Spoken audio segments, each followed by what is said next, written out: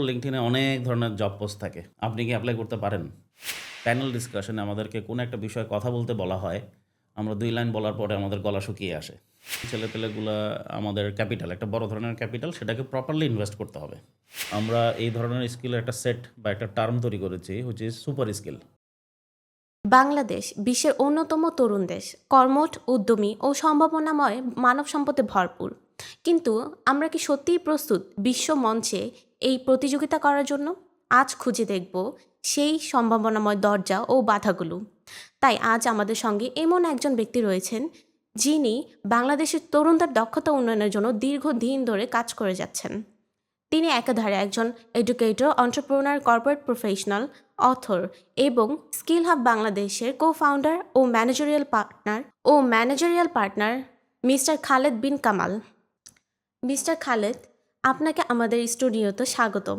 প্রথমে আপনার কাছে জানতে চাবো, বাংলাদেশ এখন শ্রমবাজার বিশ্বে অনেক বড় অবস্থান করে নিয়েছে। আপনি এই পরিস্থিতিকে কিভাবে দেখছেন? বৈশ্বিক বাজারে আমাদের রিসোর্সেস যেই ভ্যালু সেটা অনেক আগ থেকেই আছে। প্রায় ৮০ দশক থেকেই আমরা আমাদের দেশ থেকে প্রচুর রিসোর্স মিডল ইস্টে এবং বিভিন্ন জায়গায় আমরা পাঠিয়েছি। তারা বিভিন্ন দেশ যেগুলো এখন অনেক উন্নত, তাদের এই উন্নতির অগ্রযাত্রায় কিন্তু আমাদের দেশের মানুষের অনেক কন্ট্রিবিউশন আছে। সেটা সৌদি আরব, কাতার, কুয়েত, লিবিয়া এবং মিডল ইস্টের আরও অনেকগুলো দেশ সেখানে। এমনকি আমরা ওয়েস্টের কথাও যদি বলি, ইউকে, আমেরিকা, সে সমস্ত দেশেও কিন্তু প্রচুর রিসোর্স গেছে গত ৪০-৪৫ বছরে। কিন্তু যে বিষয়টা খুব লক্ষণীয়, যেটা আমরা সবাই জানি, আমাদের রিসোর্সগুলো কিন্তু স্কিল্ড রিসোর্স না। স্কিল্ড মানে কি? যে রিসোর্সগুলো গিয়েছে তারা এডুকেশনাল ব্যাকগ্রাউন্ডগুলো খুব ভালো ছিল না। মানে তাদের দে আর নট দ্যাট এডুকেটেড। তারা যে কাজগুলো করতো ওখানে গিয়ে বেসিক্যালি লো হ্যাঙ্গিং বা একটু লো প্রোফাইলের যে কাজগুলো ছিল, যেমন রিয়েল এস্টেটে আপনি যদি আমাকে প্রশ্ন করেন তাহলে তাদের কাজগুলো ছিল মূলত লেবার বেসড, যেটা আমরা বলি শ্রমিক। এবং সেখানে তারা they were very poor paid, মানে তাদের স্যালারি বলেন, তাদের বেতন বলেন অনেক কম ছিল। এখনও মোটামুটি তাই আছে। তো মোস্টলি যেই কাজগুলো আমাদের দেশ থেকে মানুষগুলো গিয়ে ওখানে করে, যাদের রেমিটেন্সের বেসিসে আমাদের ইকোনমি চলছে, সেই কাজগুলো কিন্তু খুব একটা হাই পেইড কাজ বা জব না। যেমন রিয়েল এস্টেটে শ্রমিকের কাজ, বিভিন্ন শপিং মলে সাপোর্ট অ্যাসিস্ট্যান্টের কাজ, প্লাম্বার, ফ্লোর মপার, এই ধরনের কাজ, যে কাজগুলোর জন্য আপনি খুব বেশি পয়সা পাবেন না।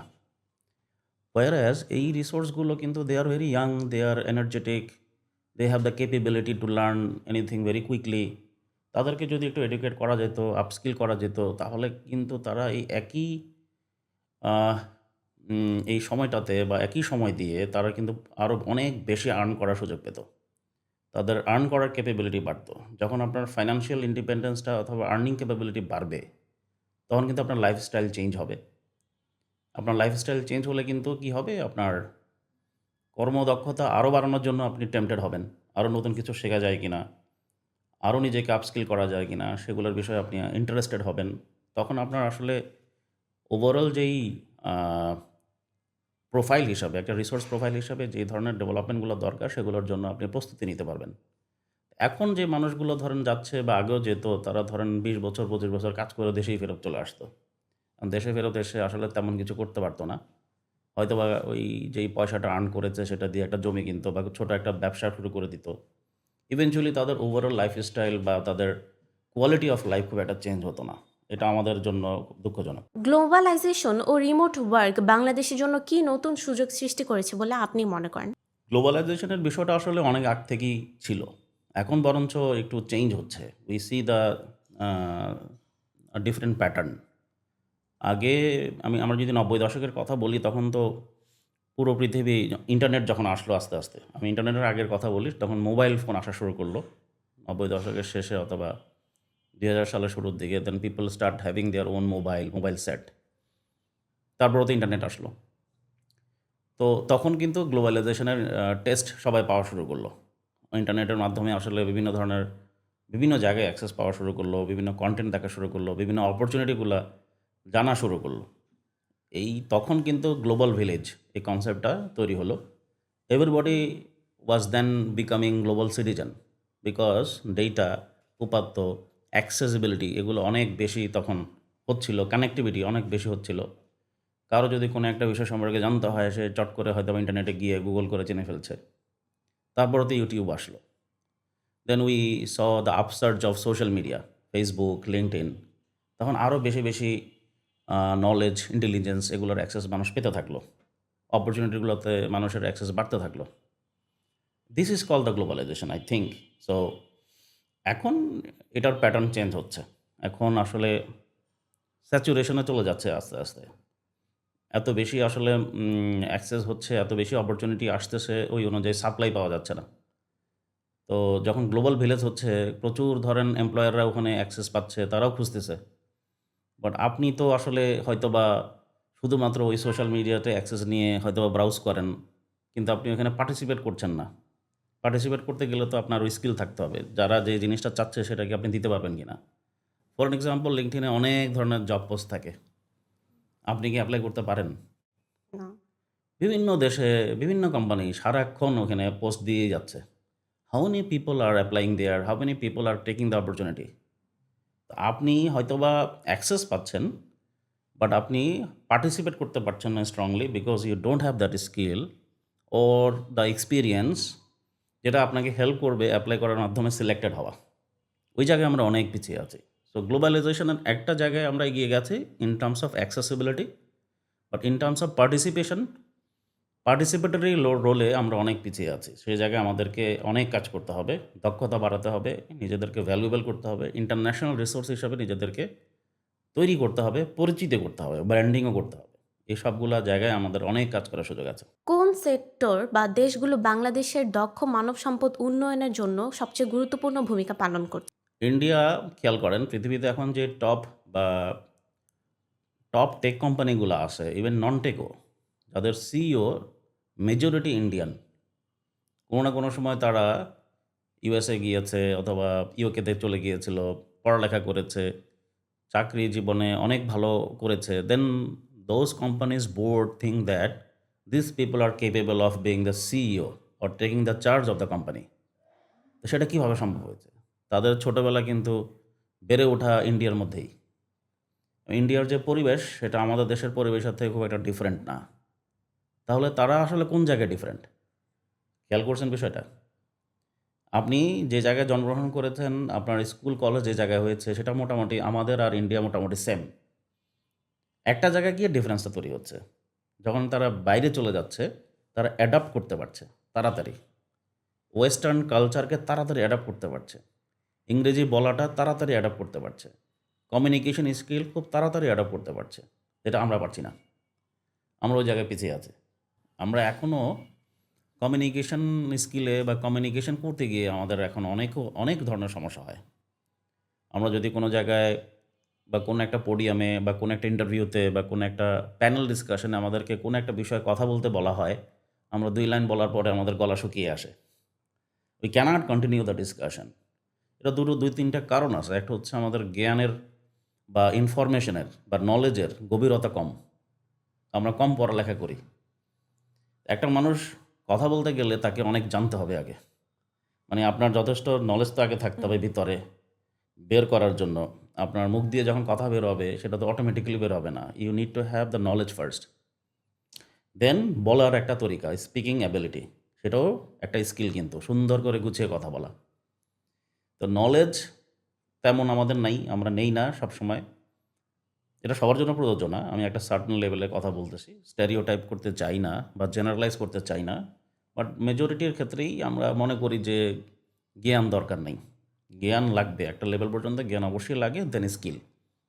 এরপরেরটা হচ্ছে সুন্দর করে গুছিয়ে কথা বলা বা কমিউনিকেট করা স্কিল।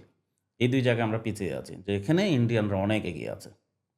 তারা কোনো একটা বোর্ডে গিয়ে যখন কথা বলে, বোর্ড মেম্বাররা বসে আছে, they can convince them so nicely. Board মেম্বাররা ইনস্ট্যান্টলি ডিসিশন নিতে বাধ্য হয় যে এই লোকটাই তো আমাদের জন্য দরকার। সেই জায়গাটাতে আমরা পিছিয়ে যাচ্ছি। তো হোয়াইট কলার ব্লু কলার যে জবটা আছে, হোয়াইট কলার জব তো হচ্ছে অ্যাডমিনিস্ট্রেটিভ জব, স্ট্র্যাটেজিক জব, তাই না? হেড অফিসে যারা স্ট্র্যাটেজি বানায়, পলিসি বানায়, সেই জবগুলো একটু ভ্যালুয়েবল বেশি হয় ইন এ সেন্স সেগুলো ওভারপেইড মানে হচ্ছে সেগুলোর পেমেন্ট ভালো, ওভারপেইড না, it's not the right term. Payment ভালো, প্যাকেজ ভালো, বিকজ ওই জবগুলোতে আইডিয়ালি তাদেরকে নেওয়া হয় যারা কিনা একটু বেশি স্কিল্ড, তাদের লিডারশিপ স্কিল ভালো, তাদের নলেজ আছে, যাদের এডুকেশন ব্যাকগ্রাউন্ড ভালো, তাদেরকেই হায়ার করা হয়। বাট আমরা ওই জায়গাটাতে একটু পিছিয়ে আসি। আমরা মেজরিটি হচ্ছে আমরা একটু লো প্রোফাইল কাজগুলো করে থাকি এবং সেই জায়গাটাতে আসলে পেমেন্টও খুব ভালো না। প্রযুক্তি ও ডিজিটাল রূপান্তর কিভাবে বাংলাদেশের জন্য সুযোগ সৃষ্টি করছে? এখনকার সময়টা হচ্ছে 4th আর 5th industrial revolution. We are transitioning to the 5th industrial revolution from 4th revolution. 4th রেভলিউশনটা ছিল অল অ্যাবাউট আপনার ইন্টারনেট, 5G, AI। এখন যেই রেগুলেশনে আমরা যাচ্ছি 5th রেগুলেশন, অনেকে বলে 4th এখনও শেষই হয় নাই, বাট আই থিঙ্ক 4th 5th-এর কোনো একটা ট্রানজ্যাকশনাল বা ইন্টারসেকশন পয়েন্টে আমরা আসি। এটা এরকম যে এখন আমরা চিন্তা করছি এআই নিয়ে। এআই এর ম্যাচুরিটি লেভেল কোন জায়গায় সেটাও এখনও সবাই ক্লিয়ার না। এটা কি স্যাচুরেটেড হয়ে গেছে? এআই নিয়ে এত কথা হচ্ছে, এরপরে কি এবং সেটা কি চলে আসছে কিনা অলরেডি? যেমন এআই নিয়ে আমরা যখন কথা বলতেছি তখন অনেকেই বলে এআই মানে হচ্ছে প্রেডিক্ট করার অ্যাবিলিটি, সে ভবিষ্যৎ বলে দিতে পারবে খুব ভালো করে। এই যে লার্জ ল্যাঙ্গুয়েজ মডেল, তারপরে আপনার এই জিপিটি মডেল, অন্যান্য যে যে মডেলগুলো এআই কাজ করে সেই মডেলগুলো হচ্ছে ভবিষ্যৎকে সুন্দর করে প্রেডিক্ট করতে পারে। কিন্তু আপনার তো এখনকার সমস্যার সমাধান করতে হবে। এখনকার সমস্যার সমাধান করার জন্য যেমন আমি চাই যে এই ডিভাইসটা বানাই দেবে এআই, এই ডিভাইসটা বানাই দিবে এআই, অথবা এই ডিভাইসটাও এআই বানাই দিবে। কিভাবে? রোবোটিক্স বানাই দিবে সব। সেটাও খুব জরুরি আমাদের জন্য, সেটা নিয়েও কাজ হচ্ছে এবং কিছু নতুন বিষয় নিয়ে আসলে যারা এআই এক্সপার্ট তারা কাজ করছে, যেমন synthesis AI. Synthesis AI is basically little advance level AI, যেটা কিনা এখনকার সমস্যাগুলো, এখনকার প্রবলেমগুলো বেশি ফোকাস করবে। They will focus on the present and identify the crisis or the problem and give the solution. ওই বিষয়তে, ওই জায়গাগুলোতে আসলে বড় বড় এআই কোম্পানিগুলো সিগনিফিকেন্টলি ইনভেস্ট করছে। So technology, AI, IoT, this will keep evolving. আমাদের কাজ হবে as a human being resource এগুলোকে কানেক্ট করা, বোঝা এবং যখন যে সুবিধা নেওয়া যায় সেটা নিয়ে ফেলা বিফোর ইট বিকামস অবসোলেট। আমাদের ডেমোক্রেটিক ডিভিডেন্ডকে কিভাবে অর্থনীতিতে রূপান্তর করা যায়? আমাদের ডেমোগ্রাফিক ডিভিডেন্ড যেটা আছে সেটা আমরা সবসময় সেল করি। আমাদের অনেক বড় ডেমোগ্রাফিক ডিভিডেন্ড মানে হচ্ছে আমাদের প্রচুর ইয়াং ছেলেপেলে আছে।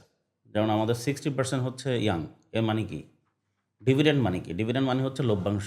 মানে এটাকে অন্যভাবে যদি এক্সপ্লেন করি, এটা তো রূপক অর্থে বলা হচ্ছে, আপনি যখন শেয়ার মার্কেটে ইনভেস্ট করেন তখন একটা রিটার্ন পান, তাই না? সেটাকে ডিভিডেন্ড বলে। তার মানে আমাদের যে ইয়াং পপুলেশন সেটা হচ্ছে ইয়াং ক্যাপিটাল।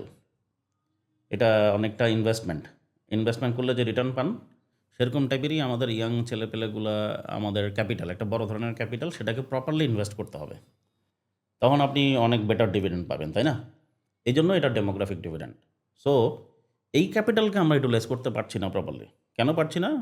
তাদেরকে হাই প্রাইসে সেল করার জন্য বা এক্সপোর্ট করার জন্য যে স্কিলগুলো তাদেরকে নিতে হবে সেটা নেয়ার ক্ষেত্রে আমরা পিছিয়ে আছি। তাদেরকে হয়তোবা ছোটোখাটো কিছু এমন কিছু স্কিল শিখিয়ে পাঠিয়ে দিচ্ছি বিদেশে, অথবা অনেককে স্কিল দেয়াই হচ্ছে না। তারা ওইখানে গিয়ে আসলে তারা যেই কাজই পাচ্ছে সেটা করে ফেলতেছে, বিকজ যেহেতু চলে গেছে আর তো ফেরত আসতে পারবে না। There should be very structured infrastructure from public and private sector, অথবা জয়েন্ট কোলাবোরেশনও হতে পারে, যেখানে যে বিদেশে যাইতে যাবে তার এই 5টা স্কিল আর্ন করতেই হবে, না হলে যাইতে পারবে না। ওই মেকানিজম কি আসে কি না? I doubt. ওই 5টা স্কিল কি, সেই 5টা স্কিল গভর্নমেন্ট তৈরি করে দেবে বা এক্সপার্টরা বলে দেবে যে তুমি এই 5টা স্কিল তোমার আছে কি না, তোমার এই সার্টিফিকেট আছে কি না, সেটা গভর্নমেন্টকে বলে দিতে হবে before he or she goes to outside. তাহলে কি হবে?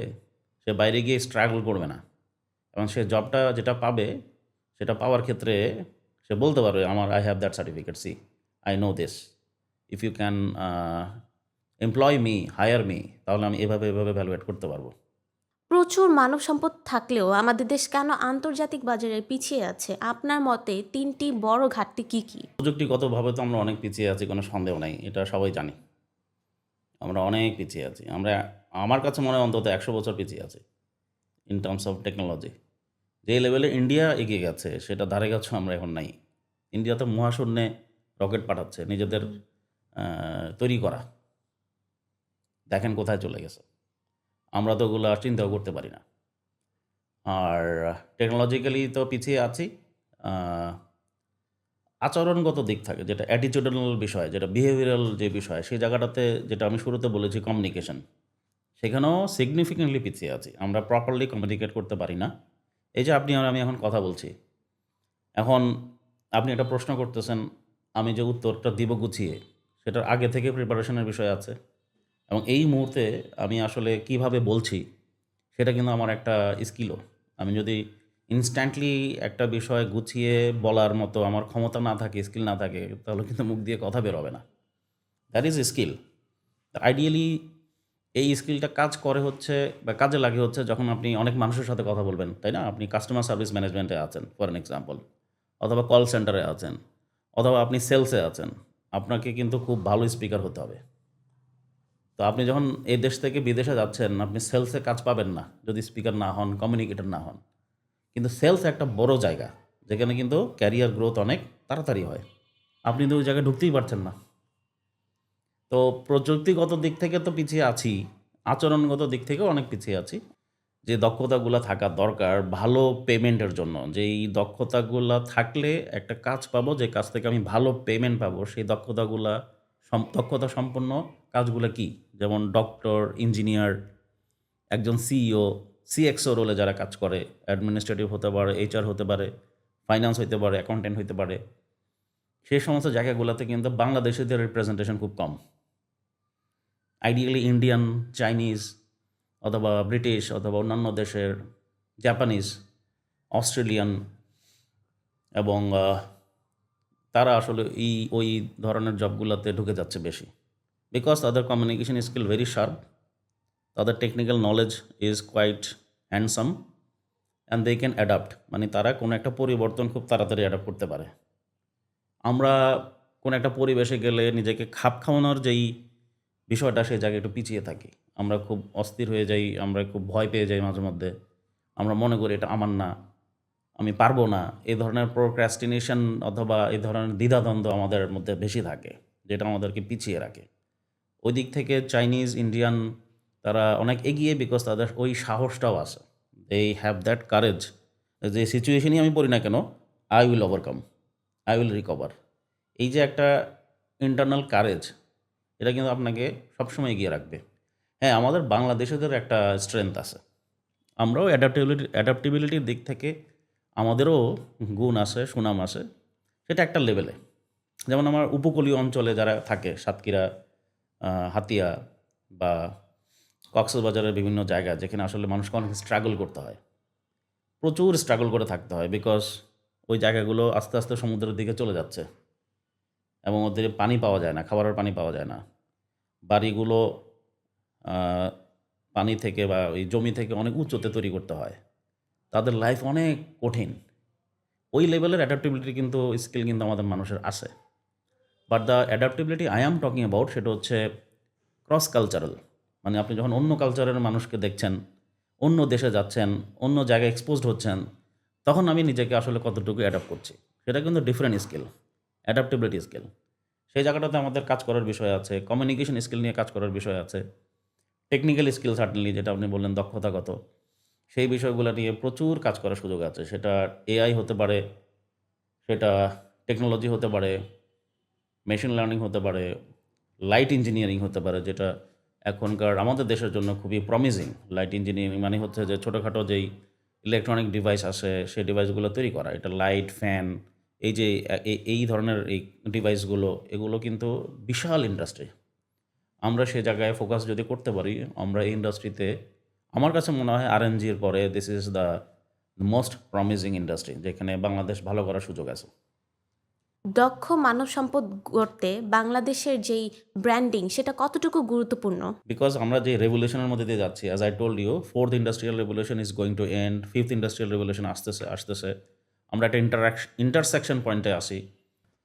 হিউম্যান রিসোর্স এক্সপোর্ট অথবা ম্যান পাওয়ার, ম্যান পাওয়ার মানে কি? People power. পাওয়ারটা আসে কোত্থেকে?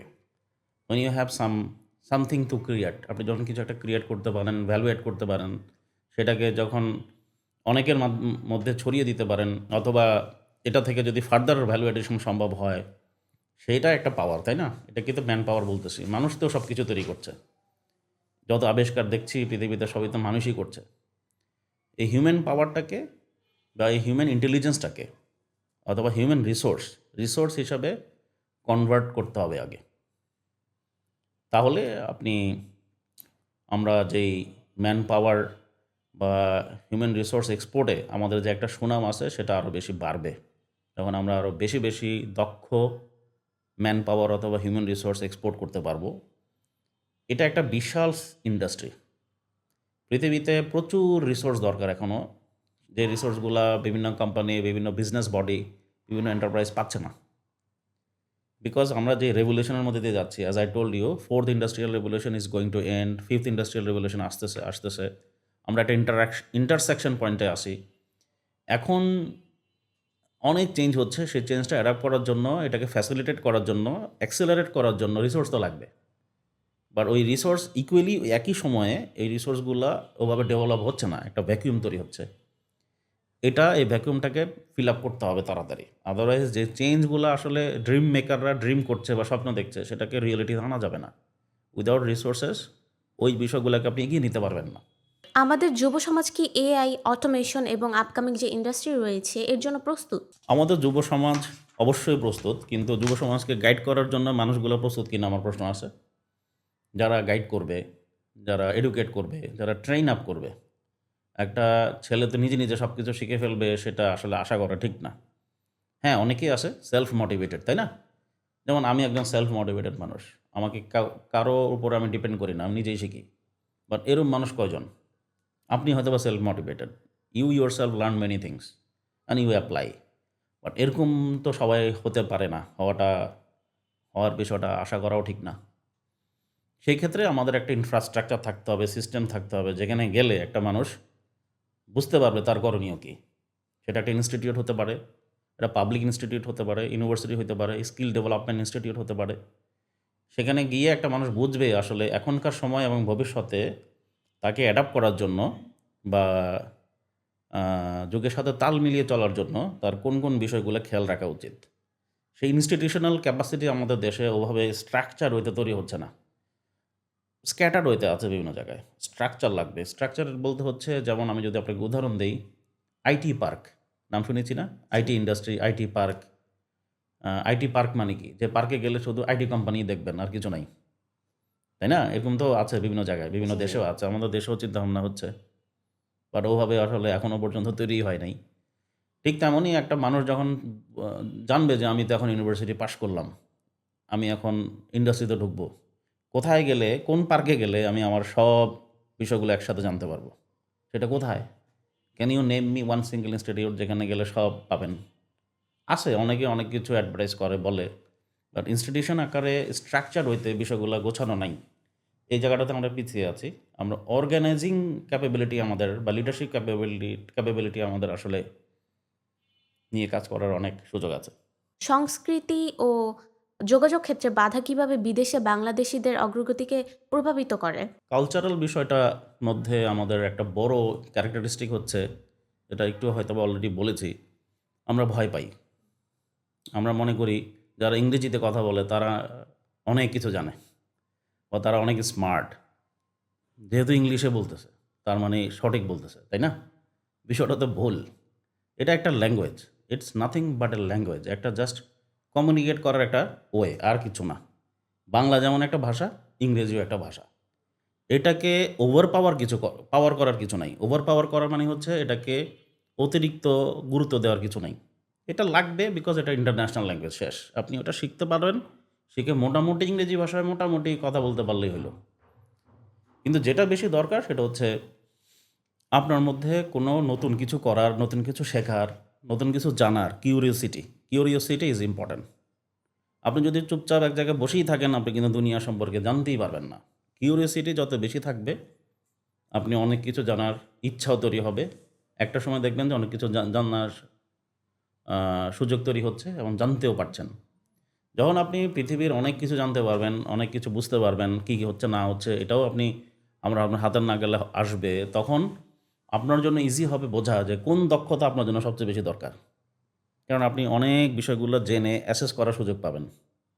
অ্যাসেসমেন্টের সুযোগ তো করে দিতে হবে। তো আমাদের দেশের যুবক যুবতী যারা আছে, তারা তাদের মধ্যে কিউরিওসিটির বিষয়টা আমার মনে হয় নিয়ে কাজ করার সুযোগ আছে। তাদেরকে কিউরিয়াস হইতে হবে অনেক, অনেক বেশি ইনকিউজিটিভ অথবা কিউরিয়াস হতে হবে যে আমি চাই জানতে, বুঝতে, আরও বেশি জানতে চাই। ওইটা কী হচ্ছে, ওটা কী হচ্ছে, ওখানে কী হচ্ছে, তাইওয়ানে কী হচ্ছে, চায়নায় কী হচ্ছে, জাপানে কী হচ্ছে। আপনার যে বয়স, এই বয়সের একজন তরুণী বা জাপানিজ তরুণী কী চিন্তা করছে, এটা কি আপনি জানেন? তো আপনাকে হুম, জাপানিজ কিছু ফ্রেন্ড তৈরি করতে হবে, হুম, তাইওয়ানিজ কিছু ফ্রেন্ড তৈরি করতে হবে, আপনি চাইনিজ কিছু ফ্রেন্ড তৈরি করেন, দেখবেন যে আপনার বই পড়তে হচ্ছে না। আপনি প্রতিদিন চ্যাটিং বা কথা বলায় আপনি যা শিখবেন, জানবেন, যে কালচারাল এক্সচেঞ্জগুলো হবে, সেটা কোনো বইতে লেখা নাই।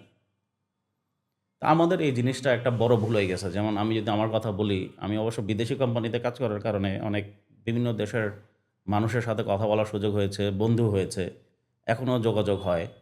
কিন্তু এটা তো সবার হবে না। একটা ছেলে একটা মেয়ে যখন ক্লাস 7-8-এ পড়ে, অথবা সে ইন্টারমিডিয়েটে পড়ে বা এইচএসসি লেভেলে পড়ে, ইভেন ইউনিভার্সিটি লেভেলেও পড়ে, তার অন্যান্য দেশের ফ্রেন্ড থাকবে না কেন? সোশ্যাল মিডিয়া আছে। সোশ্যাল মিডিয়াতে গিয়ে যদি শুধু টিকটকই বানাই, তাহলে আপনাকে টিকটক স্কিল্ড হিসাবেই সবাইকে চিনবে। পৃথিবী আমাদেরকে টিকটকার হিসাবে চেনে। এটা কি ঠিক? এটা তো ঠিক না। আমাদের কিছু বুদ্ধিভিত্তিক চর্চা করতে হবে। সেখানে কালচার একটা অবশ্যই ইম্পর্ট্যান্ট বিষয়। যেটা আপনাকে বললাম যে ক্রস কালচারাল এক্সপিরিয়েন্স পাওয়ার জন্য আপনাকে অন্য দেশের কালচার সম্পর্কে জানতে হবে। অন্য দেশের কালচার জানার জন্য শুধু ভিডিও দেখলে হবে না। আপনাকে অন্য দেশের কালচারের মানুষের সাথে কথা বলতে হবে। তখন আপনার শিক্ষাটা ভালো হবে, রোবাস্ট হবে, কম্প্যাক্ট হবে। আমরা ওই কালচারাল দিক থেকে অন্য দেশের কালচার, অন্য জায়গার কালচার, এই বিষয়ে জানার দিক থেকে আমরা পিছিয়ে আছি এক। যার কারণে আমরা যেটা বুঝি বা আমরা যেটা জানি, আমরা মনে করি এটা হয় আমরা কম জানি, কম বুঝি, অন্যান্য মানুষ বেশি জানে, বেশি বোঝে, অথবা আমরা নিজেরা মনে করি যে আমরা যা জানি ঠিক আছে, আর বেশি জানার দরকার নেই। ২ ধরনের লোকই আছে। যারা ওভার কনফিডেন্ট আর যারা একটু ইনফেরিয়রিটি কমপ্লেক্সিটিতে ভোগে। এই ২ ধরনের মানুষ আমাদের বেশি, আমার মনে হয় আরকি, এটা আমার আন্ডারস্ট্যান্ডিং। যেটা আসলে দরকার সেটা হচ্ছে আপনার যতটুকু দক্ষতা দরকার, যতটুকু জানার দরকার, ততটুকু জানলেই এনাফ। এবং সেটা আপনাকে যাতে কোনো সময় ওভার কনফিডেন্ট না করে। ওভার কনফিডেন্ট হয়ে গেলে আসলে সমস্যা আছে। এটা যদি কেউ বুঝতে পারে, তাহলে মানুষ হয়তোবা আপনাকে মিসজাজ করবে। সেখানে যে অপরচুনিটিগুলো আদারওয়াইজ আপনি পেতে পারতেন, সেটা পাবেন না। আবার ইনফেরিয়রিটি কমপ্লেক্সিটিতে ভুগলেও সমস্যা। দুটোই আসলে ম্যানেজ করতে হবে। কালচারাল দিক থেকে আমরা আরেকটা আসপেক্টে পিছিয়ে আছি, সেটা হচ্ছে আমরা যখন কোনো চ্যালেঞ্জ, একটা সমস্যায় পড়ে যাই বা আমরা একটা ক্রাইসিসে পড়ি বা চ্যালেঞ্জে পড়ি, সেটাকে ওভারকাম করার জন্য আমাদের যেই ইন্টারনাল স্ট্রেংথ বা আমাদের যে সাহসিকতা, না, এটা মাঝে মধ্যে ওই জায়গাতে আমাদের একটু সমস্যা হয়। বাট ইউজুয়ালি জেনজি যারা, আপনাদের কথা আমি একটু আলাদা করে বলবো। আমাদের যে এখনকার যুব সমাজ, তাদের নতুন চেঞ্জ করার প্রবণতা বেশি। আমরা গত বছরই দেখতে পেয়েছি তারা কিভাবে একটা বড় ধরনের চেঞ্জ এনে দিয়েছে।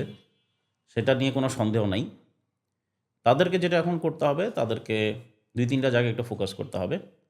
সেটা হচ্ছে তাদের জানতে হবে যে কোন, কোন স্কিলগুলা, দক্ষতাগুলো, কোন ধরনের বিষয়গুলো আসলে তাদেরকে সামনে চলার পথে হেল্প করবে। সেগুলো সম্পর্কে ক্ল্যারিটি আনতে হবে। কমিউনিকেশন স্কিল বাড়াতে হবে। রেজিলিয়েন্সটা নিজের মধ্যে আস্তে, আস্তে গ্রো করাতে হবে। ক্রিটিক্যাল সিচুয়েশনে পড়লে অস্থির হওয়া যাবে না। পেশেন্স রাখতে হবে। কম্পোজড থাকতে হবে। সিচুয়েশন অবজার্ভ করতে হবে। ওই অনুযায়ী বুঝে শুনে আসলে আপনাকে রিঅ্যাক্ট করতে হবে। তো এখন যেহেতু জেনজিদের বয়স একটু কম, এজন্য তারা ওই বিষয়গুলাতে খুব বেশি এখনও পোক্ত হয়ে ওঠেনি, বাট আমার মনে হয় সময়ের সাথে সাথে অ্যাডজাস্টমেন্টগুলো হয়ে যাবে। স্কিল হাব বাংলাদেশের ভবিষ্যৎ ভূমিকাকে আপনি কিভাবে দেখছেন? স্কিল হাব বাংলাদেশের নাম থেকেই আপনি বুঝতে পারছেন skill, they will deal with skill. তো স্কিল মানে হচ্ছে আমাদের এখনকার পার্সপেক্টিভে আমরা তো অনেক ধরনের স্কিলের কথা বললাম। যেমন আমি রিসেন্টলি একটা রিপোর্ট দেখলাম যেটা ওয়ার্ল্ড ইকোনমিক ফোরাম পাবলিশ করেছে। 2030 সালের মধ্যে কোন কোন স্কিলগুলো প্রায়োরিটাইজড হবে। কিছু কিছু স্কিল কিন্তু হারিয়ে যাবে, কিছু কিছু স্কিল কখনোই হারাবে না। আবার কিছু স্কিল আছে যেগুলো এমার্জিং, মানে যেগুলো আসতেছে। যেমন যেই স্কিলগুলো কখনোই হারাবে না, আরও পপুলারিটি বাড়বে, এর মধ্যে আছে leadership skill, critical thinking skill, strategic thinking skill, design thinking skill, AI, technology literacy অথবা ইন্টেলিজেন্স, ফাইন্যান্সিয়াল ইন্টেলিজেন্স। এগুলো কিন্তু কোর স্কিল, এগুলো কখনো হারাবে না সহজে। বরঞ্চ 2030 সালের মধ্যে এগুলোর দাম আরও বাড়বে। আমরা স্কিল হাব বাংলাদেশ থেকে এই স্কিলগুলো নিয়ে আলাদাভাবে কাজ করছি। আপনি জেনে খুশি হবেন, আমরা এই ধরনের স্কিলের একটা সেট বা একটা টার্ম তৈরি করেছি, which is super skill. Super skill হচ্ছে 4C। 4Cর মধ্যে প্রথম সি হচ্ছে কমিউনিকেশন স্কিল, যেটা আমরা এতক্ষণ বললাম যে আমরা কোথায় পিছিয়ে আছি, and how Indians and Chinese are already ahead in terms of communication skill. যখন তারা কথা বলে, তারা অলরেডি একজনকে কনভিন্স করে ফেলে 50% কথার মাধ্যমে। তো তাদের কাজের যেই অ্যাবিলিটি বা ইন্টেলিজেন্স, এটা তো পরে দেখায়।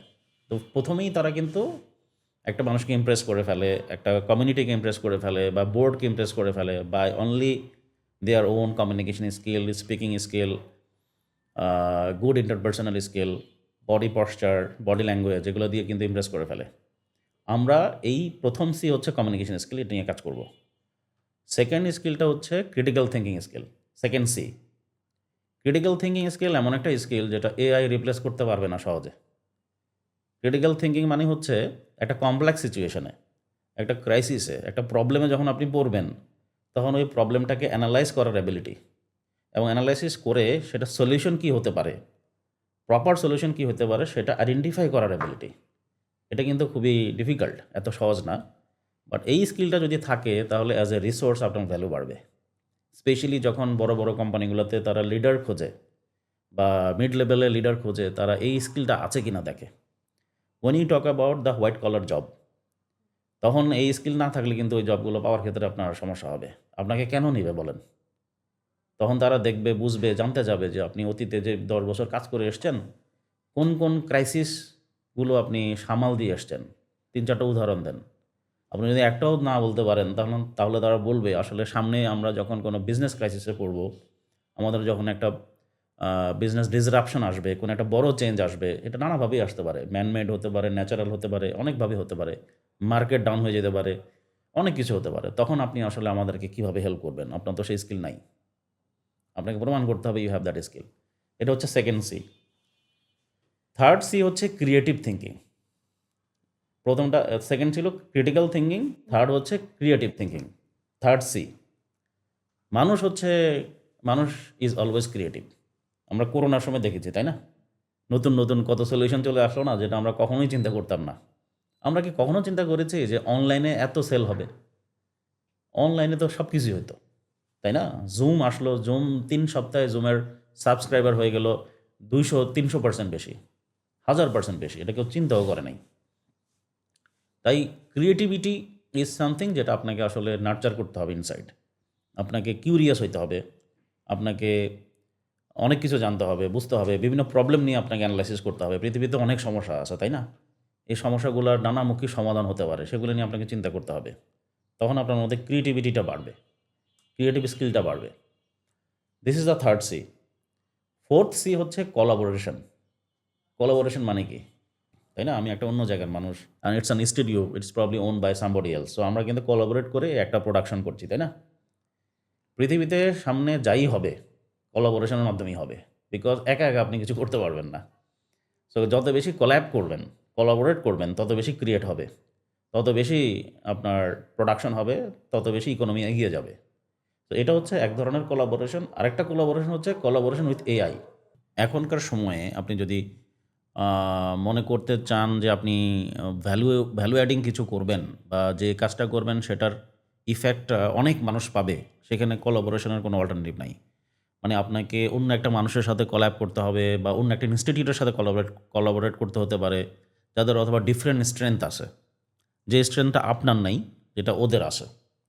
তো এইভাবে কলাব করার মাধ্যমে আপনি ক্রিয়েট করতে পারেন, কোনো একটা বিজনেস ফার্দার এক্সপ্যান্ড করতে পারেন, কোনো একটা গ্রোথ করতে পারেন। সেই গ্রোথটা আসলে অনেকেরই উপকার আসবে, অনেককেই ইম্প্যাক্ট করবে।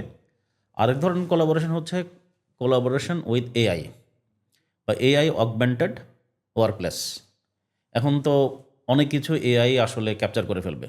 অনেক কোম্পানিতে বা আইটি কোম্পানিতে ডেভেলপার আগের মতো থাকবে না, সেখানে এআই এজেন্ট চলে আসবে। তো এই যে এআই এনেবলড এনভায়রনমেন্ট, সেখানে আপনাকে আসলে কলাপ করতে হবে তাদের সেই এনভায়রনমেন্টে, সেই প্রসেস বা ইনফ্রাস্ট্রাকচারে অথবা এআই অগমেন্টেড এনভায়রনমেন্টে আপনাকে বা আপনি অথবা আপনার ইনস্টিটিউট বা কোম্পানি বা এন্টারপ্রাইজ কলাপ করতে হবে। So these are the 4C. First is the communication skill. Second is critical thinking skill. Third C is creative thinking. And fourth C is collaboration skill. These 4C অবশ্যই এখন থেকে next 5 years perhaps next 10 years dominate করবে। যারা এই স্কিলগুলো earn করতে পারবে এবং apply করতে পারবে প্রপারলি, তাদের আসলে ভ্যালু ডেফিনেটলি কমবে না, বরঞ্চ বাড়তেই থাকবে। তাদের অবস্থান বিভিন্ন জায়গায় তারা আরও শক্ত করতে পারবে এবং তারা প্রফেশনালি অনেক ডেভেলপ করতে পারবে। পার্সোনাল লাইফেও I think there will be very good impact. আমি আপনাকে কিছু দ্রুত প্রশ্ন উত্তর করব। 2025 সালে প্রত্যেক বাংলাদেশী শেখা উচিত একটি দক্ষতা। Technological intelligence. রিমোট ওয়ার্ক আশীর্বাদ নাকি চ্যালেঞ্জ? অবশ্যই আশীর্বাদ। দক্ষতা রপ্তানিতে বাংলাদেশের সবচেয়ে সম্ভাবনাময় সহযোগী দেশ? সবচাইতে সম্ভাবনাময় যেটা ভবিষ্যতে হতে পারে, আমি মনে করি জাপান। বিদেশে বাজারে বাংলাদেশি ট্যালেন্ট নিয়ে সবচেয়ে ভুল ধারণা কোনটি? আমরা মিশতে পারি না, উই ক্যানট প্রবলি অ্যাডপ্ট, অথবা আমরা মানুষের সাথে মিশে কাজ করতে পারি না, এরকম একটা ধারণা আছে, বা হুইচ ইজ রং। আমরা তো আসলে হসপিটেবল নেশন, আমরা হসপিটালিটিতে বিশ্বাস করি, অতিথি পরায়ণ, তাই না? তো এই বিষয়টা খুব একটা আমার কাছে মনে হয় it's a myth. Skill hub বাংলাদেশের সবচেয়ে গর্বের সাফল্য? আমরা গত 1 বছরে আমাদের ব্র্যান্ডটাকে এক্সপেকটেশনের তুলনায় আরও বেশি ভিজিবল করতে পেরেছি। এটা একটা আমাদের গর্বের জায়গা। বিদেশি চাকরির স্বপ্ন দেখা একজন তরুণকে এক বাক্যে আপনি আপনার পরামর্শ দিন। কিউরিয়াস থাকবেন।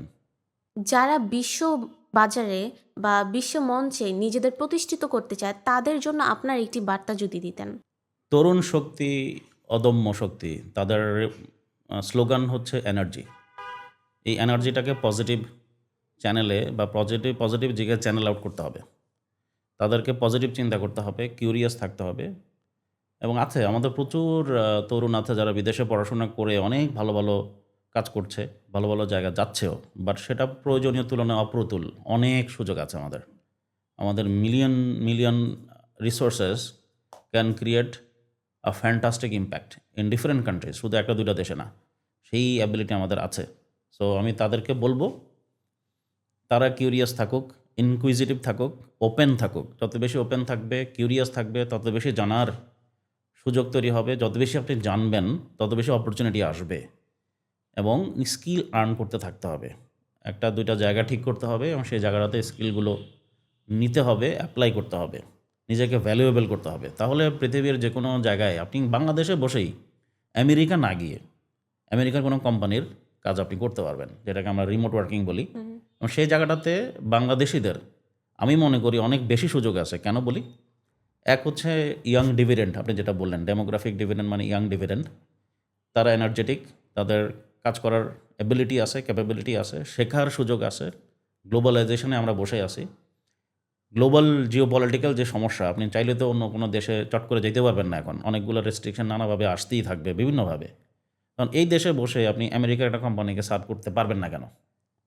সেই সুযোগ আমাদের আছে, অফুরন্ত সুযোগ আছে। এবং সেখানে আমরা এই ইন্ডাস্ট্রিটাকে, যেটাকে বলি ওয়ার্কফোর্স অ্যাজ এ সার্ভিস, ওয়াস, সেটাকে আরও বড় করে আমরা ব্র্যান্ডিং করতে পারি এই সাপ্লাই চেইনে।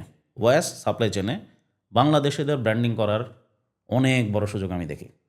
ধন্যবাদ মিস্টার খালেদ আপনার গভীর ও দূরদর্শী আলোচনার জন্য। বাংলাদেশের জনশক্তি অপরিসীম সম্ভাবনাময়।